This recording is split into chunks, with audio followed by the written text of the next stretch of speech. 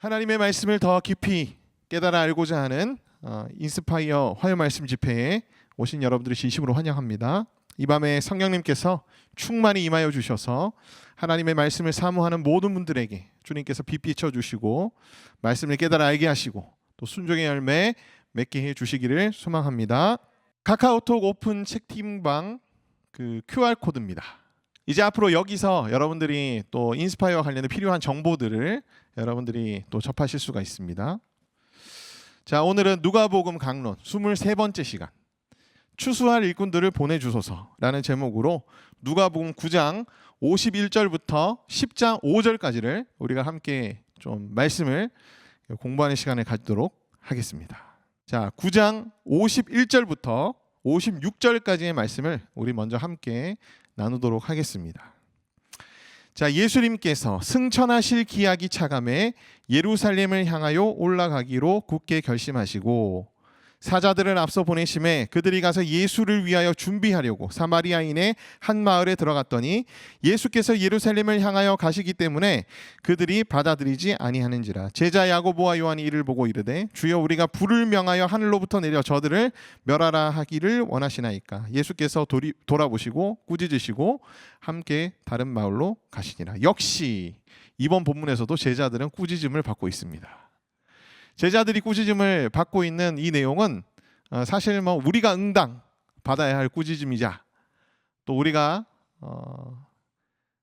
예수님을 따르는 제자로서 우리 자신들을 개선해야 할 그런 부분이다 생각하시고 여러분들이 유심히 보시면 좋겠습니다. 일단 우리가 누가복음 9장 51절부터 나누기에 앞서서 이 누가복음 9장 51절부터의 본문이 이 누가복음에서 차지하는 어떤 그 의미들을 좀 먼저 살펴봤으면 좋겠는데요. 일단 누가복음 9장 51절부터 19장 27절까지 굉장히 많은 장이죠. 거의 10장에 걸친 내용인데 이 10장에 걸친 내용이 갈릴리 사역을 이제 마무리하시고 갈릴리를 떠나셔서 예루살렘에 들어가시기까지 약 6개월의 기간 동안에 예수님의 가르침과 사건들을 기록하고 있는 그런 본문이다. 그래서 이 예수님이 이제 예루살렘에 들어가시면 어떻게 되시죠? 이제 순환을 당하시고 십자가에 달려 죽으시고 부활하시고 승천하는 그 이야기들이 진행되기 앞서서 갈릴리 사역에서 이제 정리 마무리를 하시고 예루살렘에 가기까지의 그 6개월간의 여정을 이 누가가 상세하게 기록하고 있는 본문의 시작이 바로 오늘 우리가 읽고 있는 9장 51절부터의 말씀이다 라고 여러분들이 생각하시면 좋을 것 같아요. 마태복음에는 갈릴리 사역을 떠나셔서 예루살렘에 들어가시기까지의 이 내용들이 2장에 걸쳐서밖에 안 나옵니다. 그러니까 마태복음 19장, 20장 2장에 걸쳐서밖에 안 나오고요. 마가복음에는 1장에 걸쳐서밖에 안 나와요. 마태복음 10장이 그 내용을 다루고 있습니다. 누가가 굉장히 이 6개월간의 사역에 대한 내용들을 아주 집중적으로 아주 중요하게 다루고 있고 그 내용들이 이제 복음서에 싣고 있다. 예수님이 일으키신 어떤 기적보다는 이 9장 51절부터 19장 27절까지 10장에 가까운 내용들은 예수님의 기적에 대한 내용들보다는 예수님의 가르침, 그러니까 비유라든지 강화체라는 거는 해라 이렇게 명령하시는 그런 예수님의 말씀이거든요. 이 비유로 혹은 강화체로 가르치신 예수님의 말씀들을 집중적으로 기록하고 있다. 그래서 오늘 우리가 보겠지만은 예수님이 이 순환 당하시기 전에 6개월 동안 특히 제자들한테 가르치신 내용들이 아주 많이 기록이 되어 있습니다. 그러니까 우리 같은 사람들한테는 굉장히 의미 있는 내용들이 많이 담겨져 있는 그런 내용들이 이제 앞으로 쭉 나오게 된다라고 여러분들이 생각하시면 될 것 같아요. 자, 누가복음 9장 51절에 보면은 예수님께서 승천하실 기약이 참회라고 기록하고 있습니다. 보통 그리스도인들 같은 경우는 가장 중요한 사건을 뭘로 꼽죠? 예수님의 십자가의 죽음을 꼽잖아요. 그리고 우리가 예수님의 구원사역, 구속사역을 얘기할 때에도 보통 다들 떠올리는 게 예수님의 십자가 죽음입니다. 근데 오늘 기약, 그 때를 얘기할 때에 성경에서는 뭐라고 얘기하냐면은 승천하실 때를 언급하고 있어요. 자, 이것이 의미하는 바가 뭐냐면 예수님의 구원 사역은 어디까지다? 십자가 죽음까지만이 아니라 어디까지다? 승천까지다. 그걸 우리가 이제 꼭 기억할 필요가 있습니다. 물론 예수님의 구속 사역의 절정은 어디예요? 십자가예요. 십자가에서 예수님이 죽은 그 사건이 예수님의 구속 사역의 절정입니다.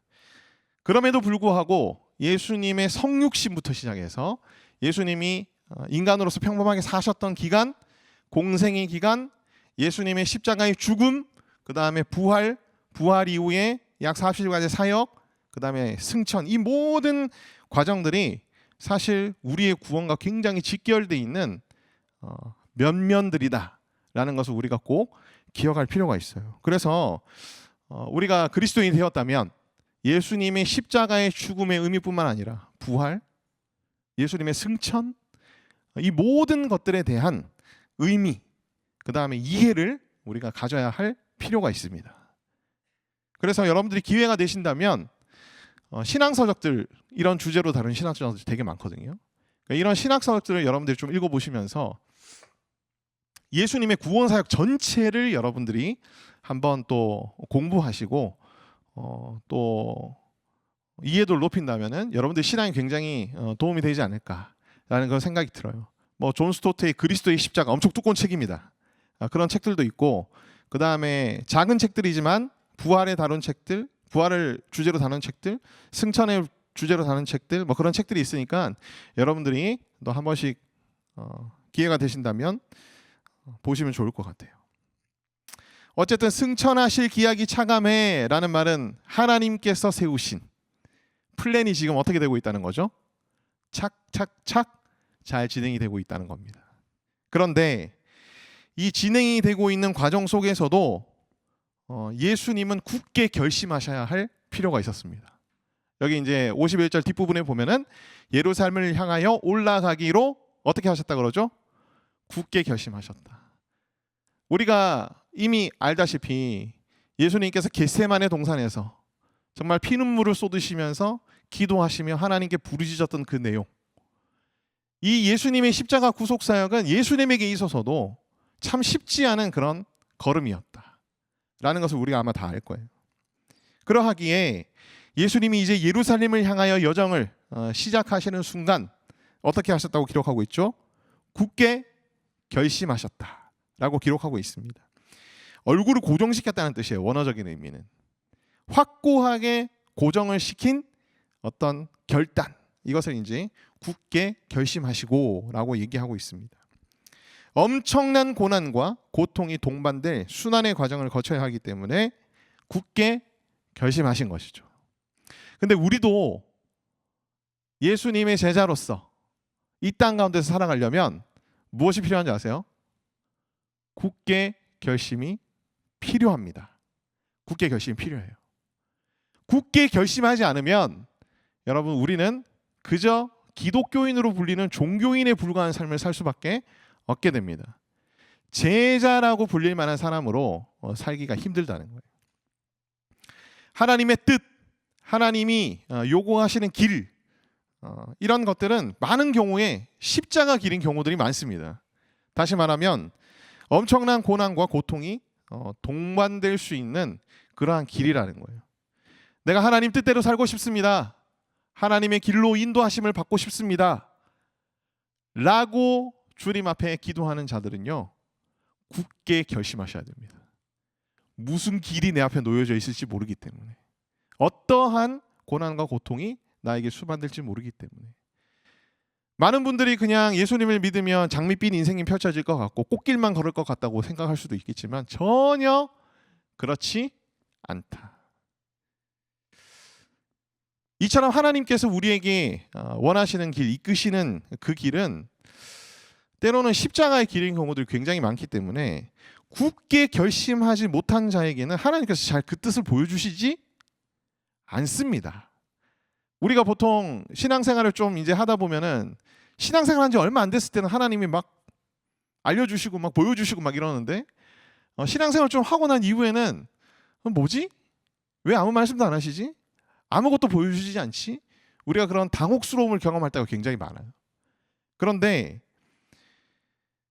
이 하나님이 우리에게 보여주시는 길, 인도하시는 그 길은 십자가의 길인 경우들이 많기 때문에 굳게 결심하지 못한 자들에게는 하나님께서 잘 말씀을 안 해주신다. 그러니까 하나님께서 여러분들에게 침묵하고 계시다면은 그 중에 꽤 많은 이유가 내가 굳은 결심을 하고 있지 못하기 때문일 수도 있다 라고 여러분 스스로를 한번 돌아보시길 바랍니다. 주님의 길은 십자가의 길이기 때문에 주님께서 굳게 결심하지 않은 사람에게 자신의 뜻을 보여주시면 이 사람은 100% 어떻게 할 것 같아요? 도망갑니다. 절대 하지 않겠다고 저항할 거예요. 그래서 하나님이 자신의 뜻을 발견하게 해주실 때 그 사람은 항상 어떠한 과정을 보통 거치냐 하면은 은혜를 아주 세게 받습니다. 은혜 주심을 경험해요. 제가 적어놨나요? 맨 밑에 있죠. 은혜를 아주 세게 받아가지고 굳게 결심하게 하나님께서 만드십니다. 그 후에 하나님은 항상 우리에게 말씀하시고 자신의 뜻을 보여주시는 경우들이 많아요. 그리고 능력 주시고 우리로 하여금 가게 하십니다. 그러니까 이러한 패턴들을 많은 신앙인들이 사실 경험하곤 해요. 그래서 우리가 이따가 기도의 시간에도 기도하겠지만은 하나님의 뜻이 무엇입니까? 하나님의 뜻을 내게 알려주시옵소서 라고 기도할 때에 우리가 반드시 함께 동반시켜서 기도해야 할 기도 제목이 뭐냐면 하나님의 그 어떠한 뜻이라도 내가 순종하겠습니다라는 굳은 결의, 굳게 결심하는 마음을 또한 우리가 함께 하나님 앞에 구해야 합니다. 그것이 하나님의 뜻을 구하는 자들의 합당한 태도라는 거예요. 우리가 함께 이따가 또 나의 개인의 기도 제목들을 가지고 주님 앞에 또 간절히 부르짖기를 원합니다. 자, 예수님께서 이제 사자들을 먼저 보내세요. 그리고 사마리아의 한 마을에 사자들을 먼저 보내셔서 이제 준비를 시키려고 했는데 그 마을에서 예수님을 어떻게 합니까? 거절해요. 받아들이지 않습니다. 이때 야고보와 요한, 우리가 9장에서 봤던 변화산 사건에서 예수님과 모세와 엘리야를 만났던 베드로와 함께 세 제자 중에 2명이죠. 야고보와 요한. 이 야고보와 요한이 이제 예수님을 거절한 사람들 때문에 막 감정이 격해져 가지고 저희가 불을 명하여 하늘로부터 내려 저들을 멸하라 하기를 원하시나이까. 이 일이 사실 원래 엘리야가 했던 일이거든요. 엘리야를 통해서 하나님이 보여주신 기적들 중에 이 일이 있었거든요. 엘리야를 대적했던 자들을 하나님께서 불을 내려가지고 그리고 또 갈멜산에서도 그랬고 그런 이야기들을 불과 얼마 전에 이제 엘리야를 만났기 때문에 또 엘리야와 모세와 예수님이 나누며 예수님이 구원자라는 것을 이제 이들이 실제로 경험하고 확신하게 됐기 때문에 막 충성심은 이제 그게 달해 있는 거지. 그래가지고 엘리야가 했듯이 저희가 그렇게 할까요? 막 예수님 충성심에 막 이렇게 자기들이 기도하면 불 내릴 거라고 확신하고 또 있는 거죠. 그런 충성심과 응답에 대한 확신 다 좋은데 여러분 이 두 사람은 어떻게 됐죠? 예수님에게 꾸짖음을 받았습니다. 혼났습니다. 왜요? 예수님의 마음, 예수님의 사역의 방향성 등에 대해서 뭘 이해했기 때문이에요. 전혀 인식하고 인지하고 있지 못하기 때문입니다. 충성심, 응답의 확신 다 좋은데요. 여러분 이것과 함께 우리가 항상 겸비해야 될 게 뭐냐면 예수님에 대한 깊은 이해입니다. 예수님이 어떠한 마음을 가지고 계시고 예수님이 어떠하신 분이시며 예수님의 생각은 어떠할까? 이것을 우리가 깊이 이해하는 것이 굉장히 중요해요. 그럴 때에 우리의 어떤 개인의 감정이 사역에 투영이 안 됩니다. 우리 설교자들이 가장 이렇게 좀 쉽지 않아 하는 경계해야 될 부분이기도 하면서도 많이 좀 실수하는 부분 중에 하나가 개인의 감정이 사역에 자꾸 투영이 돼, 설교에 투영이 돼가지고 말씀에 있는 내용을 있는 그대로 전하기보다는 자신의 개인의 감정을 풀어내는 방식으로 설교를 하는 유혹을 받을 때가 굉장히 많거든요. 근데 뭐 설교뿐만 아니라 사실 대부분의 사역이 그런 경우들이 많습니다. 그래서 예수님에 대한 깊은 이해가 부족하면 부족할수록 우리의 사역이 사실은 예수님이 기뻐하는 사역과는 점점점 더 멀어질 수도 있다라는 것을 우리가 꼭 이해해야 할 필요가 있어요. 그래서 예수님의 제자가 되기를 원하는 사람들은 예수님에 대한 이해를 높이기 위해서 굉장히 많이 노력해야 합니다. 첫 번째는 예수님을 알 수 있는 방법은 하나님의 말씀을 통해서 알 수 있는 거고요. 이 하나님의 말씀을 통해서 예수님을 알려면 성령의 역사가 필요합니다. 왜냐하면 성령님께서 말씀을 여시는 분이기 때문에, 열어서 깨닫게 해주시는 분이기 때문에, 말씀과 성령이 굉장히 예수님을 이해하는 데 있어서 중요한 요소라는 것을 여러분들이 꼭 기억하시기를 바랍니다. 이들은 야고보와 요한이죠. 이들은 변했을까요? 변하지 않았을까요? 예수님에 대한 이해도가 완전히 높아져가지고 지금 예수님이 이 일 때문에 이 야고보와 요한을 별명 붙이셨는데 뭐라고 별명을 붙이셨냐면, 이 성경에 나온 내용입니다. 우레의 아들이라고 붙이셨어요. 우레의 아들. 우레의 아들. 여기 우레의 아들. 변화됩니다. 어떻게 변화되죠? 야고보는요, 복음 전하다가 첫 번째로 순교당하는 사도가 됩니다. 요한은요, 요한은 사랑의 사도로서 일평생 사랑하며 성도들에게 사랑을 권면하는 그러한 사역의 삶을 살게. 두 사람이 되게 상반돼요. 야고보는 하나님께서 일찍 불러가시고, 요한은 유일하게 순교당하지 않고 굉장히 오랫동안 100세 이상까지도 학자들은 얘기를 하는데요. 100세 이상까지 살면서 사역하는 그런 사도로서 하나님이 보내셨어요. 요한은 특별히 이제 사랑의 사도로서 불리는 그런 사도입니다. 우레의 아들이 사랑의 사도로 그렇게 불려졌다는 거죠. 이것이 다 예수님에 대한 깊은 이해에서부터 일어난 변화들이다라는 것을 여러분들이 꼭 기억하시기를 바랍니다. 자, 이어서 예수님께서 9장 57절부터 62절까지, 그리고 뒤에 10장 부분에서도 우리가 나타나는 부분들인데, 제자도에 대해서 말씀하시는 그런 부분들이 있습니다. 여러분, 우리가 제자도 많이 얘기하잖아요. 이 제자도의 단어의 정의를 먼저 우리가 살펴보죠. 제자도가 뭡니까? 바로 예수님을 따르는 삶을 살기 위한 성경적인 원리, 영적인 원리를 이제 제자도라고 그렇게 부릅니다. 그러니까 이제 예수님께서 제자도에 대해서 말씀하셨을 때에 이 원리들을 우리가 정확하게 파악하고 그것을 내 삶에 어떻게 해야죠? 적용해야 합니다. 그럴 때에 우리가 제자도를 따르는 제자, 예수님의 제자가 될 수 있는 거죠. 그래서 오늘 예수님이 가르쳐 주신 이 내용들 속에는 57절부터 62절까지는 3개의 제자도가 나오고요. 그 다음에 10장 1절부터 5절 사이에는 1개의 제자도를 우리가 추가로 더 찾아볼 수가 있어요. 그래서 일단 이 본문 속에서 우리가 3가지를 먼저 살펴보기를 원합니다. 자, 여기에 보면은 3사람에 대한 예수님의 말씀이 나옵니다. 자, 첫 번째는 어떤 사람에 대한 얘기가 나오죠? 길 갈 때에 어떤 사람이 예수님한테 와가지고 나 예수님 따를게요 이렇게 얘기합니다. 근데 예수님께서 뭐라고 얘기하시느냐? 갑자기 뜬금없는 얘기를 하세요. 여우굴도 있고 공중의 새도 집이 있으되 인자는 머리 둘 곳이 없도다 이렇게 말씀하셨어요. 그러니까 예수님이 이렇게 말씀하신 이유는 그 사람의 마음을 아주 꿰뚫고 보고 계셨기 때문에 즉각적으로 이렇게 말씀을 하고 계시는 거죠. 자, 예수님을 따르겠다고 한 사람한테 예수님 그래 고맙다 이렇게 얘기해서 하셨으면 참 좋았을 텐데 면전에다 대고 야 나는 머리 누일 곳도 없어 이렇게 이제 대답을 해버리신 거예요. 여기에 첫 번째의 제자도가 나옵니다. 예수님은 머리 둘 곳이 없을 정도로 하나님 앞에 어떠한 삶을 사셨죠? 헌신된 삶을 사셨습니다. 자신의 모든 것을 주님을 위해서 또 사랑하는 자녀들을 위해서 헌신하셨죠. 예수님은 전부 헌신하셨습니다. 그러하기에 예수님은 머리 누일 것이 없다라고 얘기를 하시는 거죠. 그러니까 나를 따르는 자들도 어떻게 하라는 겁니까? 전부 헌신하라는 겁니다.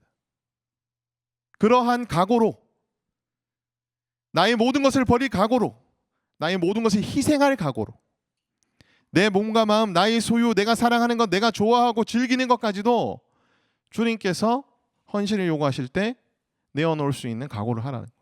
지금 당장은 아닐 수 있겠지만은 언젠가 주님께서 얘기하셨을 때 그렇게 할 수 있는 사람이 되라는 겁니다. 보상받기를 바라면서 주님을 쫓지 말라는 거예요.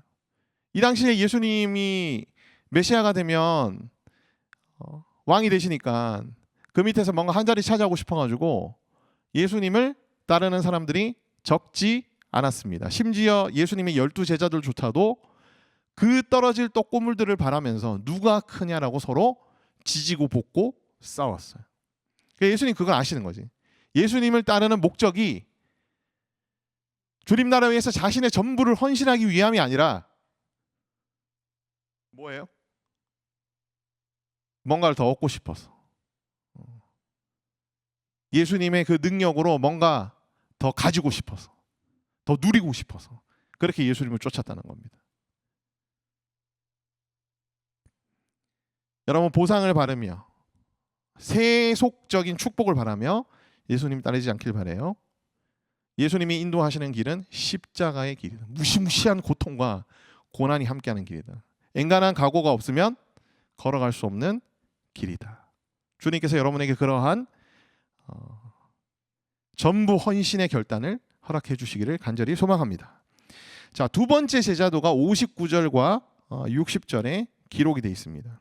자, 59절 말씀. 또 다른 사람에게 나를 따르라 하시니, 이때 예수님이 먼저 다른 사람한테 나를 따르라고 얘기하셨어요. 근데 그가 이르시되 나로 먼저 가서 내 아버지를 장사하게 허락하옵소서.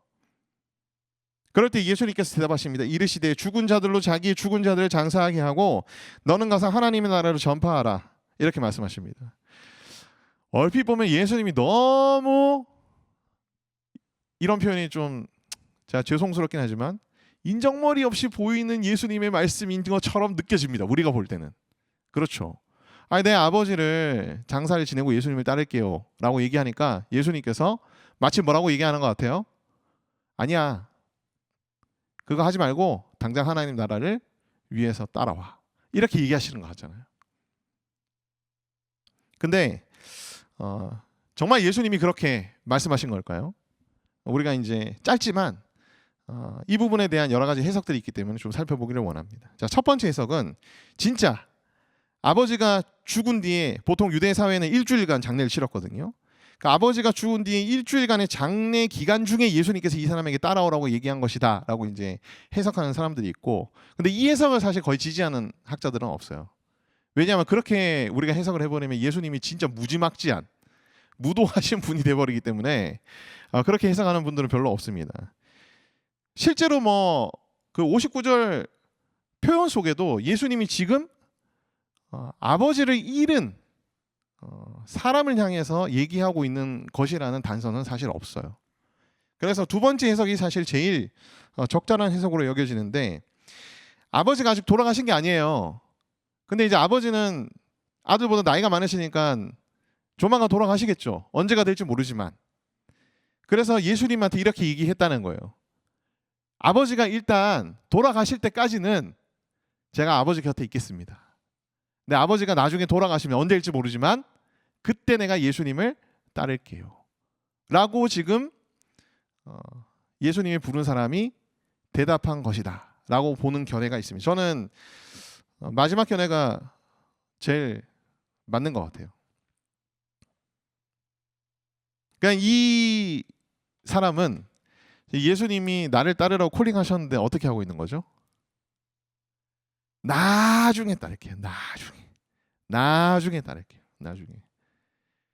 제가 그랬거든요. 제가 그 20대 초반에 하나님이 저를 이제 사역자로, 목회자로 부르셨습니다. 저는 사실 하고 싶은 게 뚜렷하게 있었던 사람이었기 때문에 절대 그 길로 갈 생각을 하진 않았거든요. 근데 하나님께서 부르셔서 정말 하나님께서 은혜를 세게 주시니까 굳게 결심하고 그걸 나의 사명으로 삼게 되더라고요.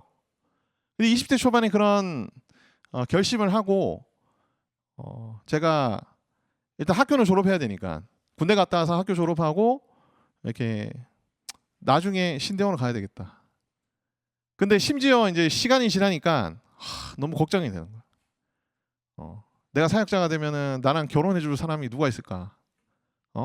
사역자도 뭐 사례를 많이 받는 것도 아니고, 그렇다고 뭐 제가 뭐 거의 뭐 박보검처럼 잘생긴 것도 아니고 나 좋다고 누가 할 수 있을까? 그리고 제가 이제 경제적으로 굉장히 좀 그때는 어려운 시기들을 거치고 있었기 때문에 뭔가 좀 경쟁적으로 안정을 취하고 난 다음에 그때 가겠습니다. 주님 앞에 그렇게 얘기를 했거든요. 그래서 이제 직장 생활 좀 하고 나중에 아이들도 좀 이제 중고등학교 이상 가고 난 다음에 그때 제가 신앙을 해야죠. 혼자서 막 그렇게 생각하고 있었어요. 하나님께서 여지없이 때가 되시니까 다 바로 가게 하시더라고. 바로. 이제 이런 거죠. 이런 사람이 바로 저 같은 사람이 이런 사람이었던 거예요. 나중에 할게요. 나중에 상황이 다 정리가 되고 괜찮아지면 그때 할게요. 예수님이 이 사람에 대해서 뭐라고 얘기합니까? 죽은 자는 이제 영적으로 죽은 자를 의미하는 비유적 표현입니다. 그래서 이제 우리가 아까 2번의 해석을 취할 경우에는 영적으로 죽은 자는 세상의 일이 우선이기 때문에 그들에게 맡기고 영적으로 산 자들은 어떻게 하라는 거예요? 하나님 나라의 일을 우선적으로 하라는 겁니다. 우선순위에 대한 얘기를 지금 예수님께서 하고 계신 거예요.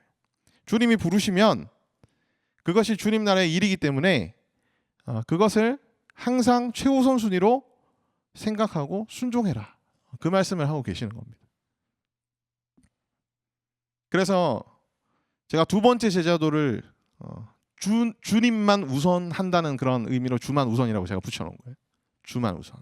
세 번째 제자도. 자, 세 번째도 61절 말씀에 보면은 내가 주님을 따르겠나이다. 나로 먼저 내 가족을 작별하게 하소서. 예수님께서 이렇게 얘기하시죠. 손에 쟁기를 잡고 뒤로 보는 자는 하나님 나라에 합당하지 아니하다. 예수님 너무하신 거 아니에요? 가족들이랑 작별 인사도 못하게 하시는 진짜 무도하신 분이다. 막 이렇게 우리가 이제 성경을 보면 이해할 수도 있겠지만 사실 그거는 오해입니다. 오해예요. 항상 예수님은 그 사람의 말만이 아니라 마음에 무슨 생각이 있는지를 아시고 항상 대답을 하시거든요. 근데 우리가 그거를 캐치해내지 못하면 예수님의 말씀을 오해하기가 쉬워요.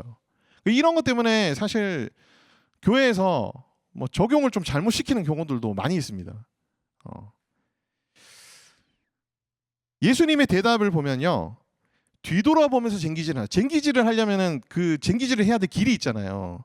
그럼 쟁기질을 하려면 어디를 봐야 되죠? 앞을 봐야죠. 길을 봐야죠. 근데 쟁기질을 하는 사람이 지금 뒤를 보면 쟁기질이 제대로 될까요? 안 될까요? 고든 길로 쟁기질이 절대 안 되겠죠. 그러지 말라는 거예요. 예수님을 따르는 사람은 뒤를 돌아보지 말라는 거예요.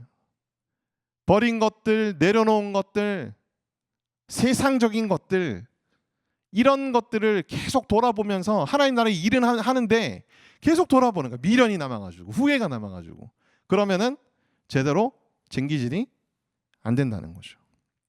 아마 예수님의 말씀을 미루어 짐작하건대 이 세 번째 사람은 가족과 작별하게 해달라는 요청이 단순히 가족과 인사하겠다는 의미로서 한 말이 아니었다는 것을 우리가 이제 충분히 알 수 있습니다. 사실 그 마음 속에는 다시 바뀔 수도 있는 가족들의 의사를 통해서 바뀔 수도 있는 뭐 우리가 정확하게 뭐 추정해 볼 수는 없겠지만은 그렇기 때문에 예수님이 그것을 아시고 이렇게 얘기한 것이 아닐까. 또 다른 근거가 있어요. 오늘 이제 엘리야에 대한 얘기가 많이 나오는데 엘리야가 자신의 후임으로 누구를 선택했죠? 엘리사를 선택했습니다. 이 엘리사를 콜링할 때 이 엘리사가 엘리야한테 요청한 게 뭐냐면은 가족들과 부모님과 작별하고 오게 해주세요 라고 요청합니다.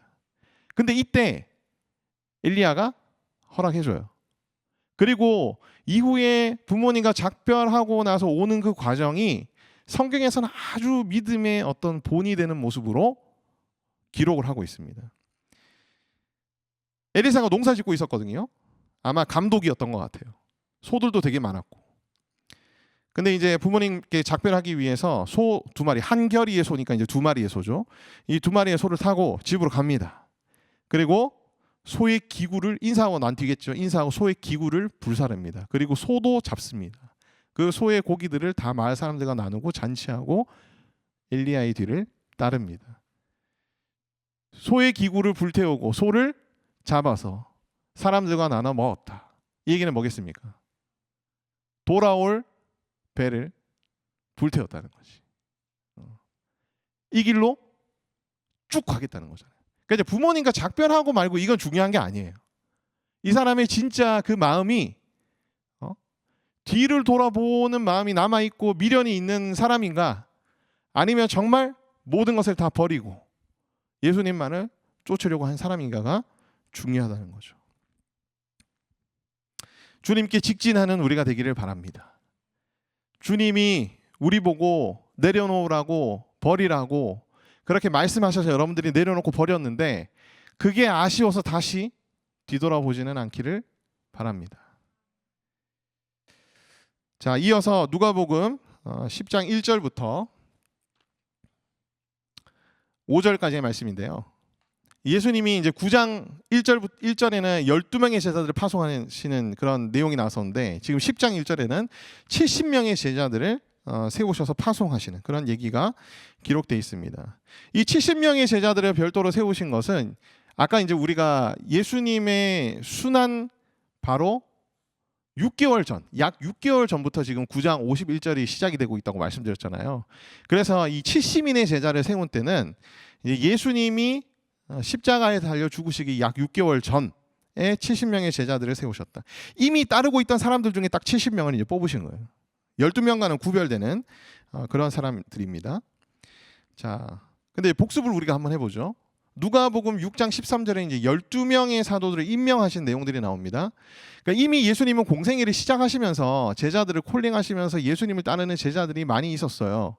근데 공생애를 시작하신 지 1년 반 정도쯤 되셨을 때에 12사도를 임명합니다. 그러니까 여러분들 요거를 기억을 꼭 하셔야 됩니다. 그래서 이제 12사도를 임명받고 예수님과 함께 사도로서 사역한 기간은 이제 예수님이 공생애 3년 정도니까 한 1년 반에서 2년 정도, 여러분들 이렇게 생각하시면 될 것 같아요. 그리고 70명이 또 그 후에 1년 뒤에 세워진다. 자, 이어서 이제 이 70명의 제자들한테 예수님께서 다시 말씀하시는 내용이 기록되어 있는데, 이건 9장 1절부터 그 5절 사이에 나온 내용이랑 거의 비슷합니다. 너희가 전도하러 갈 때 아무것도 가지고 가지 마. 어디에 묵을지도 걱정하지 마. 너희를 초대하는 사람에게 가서 거기서 유숙하면 돼. 예수님께서 이렇게 말씀하시는 겁니다. 자, 아무것도 가져가지 말고 주님의 공급에만 의지하라는 거죠. 모든 것들에 있어서 오직 주님만 의존해라. 그래서 네 번째 제자도는 뭐냐면은 전적으로 하나님의 공급하심을 의지하고 의존하는 것입니다. 근데 우리가 인생을 살면서 사실 전적 의존은 많이 훈련받습니다. 여러분, 내게 있을 때도 있고 없을 때도 있고, 부할 때도 있고 가난할 때도 있고, 사실 일이 될 때보다 안 될 때가 훨씬 많고 항상 우리 인생에는 고난이 끊이질 않고, 그러니까 그 인생의 여정 속에서 우리는 전적인 의존에 대해서는 참으로 많이 배우시는 것 같고 훈련 받는 것 같아요. 그래서 저는 그 신앙의 선배들, 그러니까 연륜이 좀 있으신 분들이죠. 50대, 60대, 70대 이런 분들 보면은 뭐 성경적인 지식이 부족하고 그럴 수는 있겠지만은 진짜 하나님 의존하는 부분에 있어서는 정말 하나같이 다 정말 뛰어나신 분들이에요. 정말로. 이 네 번째 제자들을 여러분들 기억하시면서 지금부터, 지금 젊지만 지금부터 여러분들이 적용하시고 또 실천하시는 그런 여러분 되시기를 바랍니다. 이어서 예수님께서 하신 2절 말씀을 우리가 보도록 하죠. 이르시되 추수할 것은 많되 일꾼이 적으니 그러므로 추수하는 주인에게 청하여 추수할 일꾼을 보내주소서 하라. 여러분, 지금 우리 기독교가 처한 위기를 대위기의 때라고 얘기합니다. 대위기의 때. 근데 사실 관점을 살짝 바꿔서 생각하면 어떤 때예요? 대추수의 때입니다. 대추수의 때예요. 그래서 지금 사실 우리가 정말 뭐랄까 매진해야 될 사역 중에 하나가 뭐냐면 바로 이거예요. 좋은 추수할 일꾼들을 많이 보내주소서. 기도하며 실제로 이 좋은 추수할 일꾼들을 양성해내는 거. 이게 지금 우리 시대에서 굉장히 중요한 임무 중에 하나가 되었다. 지금 시대. 특별히 청년 그리스도인들이 급감하고 있습니다. 인구가 급감하는 것도 있지만 그것과 비교할 수 없을 정도로 청년 그리스도인들이 급감하고 있어요. 그러니까 모든 연령층 중에서 제일 추수할 사람들이 많은 연령대가 20대 30대입니다. 여러분. 20대 30대. 여러분 뭔가 와닿지 않아요? 네, 여러분들 20대 30대 지금 여기 와 있어요. 와닿지 않습니까? 여러분들은 이미 좋은 추수할 일꾼입니다. 저는 그렇게 생각해요. 근데 여러분들이 하셔야 될 일은 뭐죠? 추수할 일꾼들을 보내달라고 기도하고 여러분 주위에 있는 사람들을 추수할 일꾼들로 키워내고 양성하고 그럴 대상이 또 있습니다. 여러분 이제 조만간 곧 언젠가 결혼하시겠죠. 여러분들의 자녀들을 여러분들이 어떻게 하셔야죠? 좋은 그리스도의 추수할 일꾼으로 양성해내야 돼요. 양성. 지금부터 그것을 위해서 기도 많이 하세요. 내가 그리스도의 심장을 가진 그런 엄마, 아빠가 될 수 있도록. 이 세속적인 엄마, 아빠가 아니라 정말 영성으로 키워내는 엄마, 아빠가 될 수 있도록. 여러분 기도하세요. 그게 여러분 뭘 위해서 기도하는 겁니까? 뭘 위해서 기도하는 거예요? 추수할 일꾼을 보내주소서라고 기도하는 거랑 똑같은 기도예요. 똑같은 기도. 꼭 기억하시길 바랍니다. 정말 좋은 거룩하고 순결하며 충성된 일꾼들을 세우는 그런 우리 되기를 소망합니다. 우리 인스파이어의 사명이기도 합니다. 여기에 참여한 분들을 더욱더 좋은 추수할 일꾼으로 우리가 세워내고 또 각 교회에 있는 정말 숨겨진 그런 좋은 일꾼들을 발굴해서 또 세워내고 하는 그런 사역들. 자, 그러면서 예수님께서 말씀하세요. 갈지어다 내가 너희를 보냄이 어린 양을 이리 가운데로 보낸가 같도다. 근데 우리의 나아가야 할 이 세상은 어마무시합니다. 어마무시해요. 하지만 그럼에도 불구하고 우리가 적당한 제자도를 추구하는 사람들이 아니라 전부 헌신, 주만 우선, 주께 직진, 전적으로 의존하는 철저한 제자가 되기를 소망합니다. 적당히 신앙생활하는 종교인이 아니라 전부 헌신하며 주만 우선하며 주께 직진하며 전적으로 의존하는 예수님의 제자가 되게 하여 주시옵소서. 주님이 바라시는 길이 엄청난 고통과 고난이 동반되는 길이라 할지라도 굳게 결심하여 주님의 뜻을 이 땅에 이루게 하여 주시옵소서. 주님의 마음과 생각을 깊이 이해하는 은혜를 주셔서 주님을 더욱 기쁘시게 하는 사역자로 거듭나게 하여 주시옵소서. 추수할 것이 많아진 시대에 거룩하고 순결하며 충성된 일꾼을 많이 세워주시고 이를 위해 나를 인스파이어를 사용하여 주시옵소서. 오늘 우리가 주신 말씀들을 붙잡고 언약의 기도의 시간들을 주님 앞에 올려드리기를 소망합니다.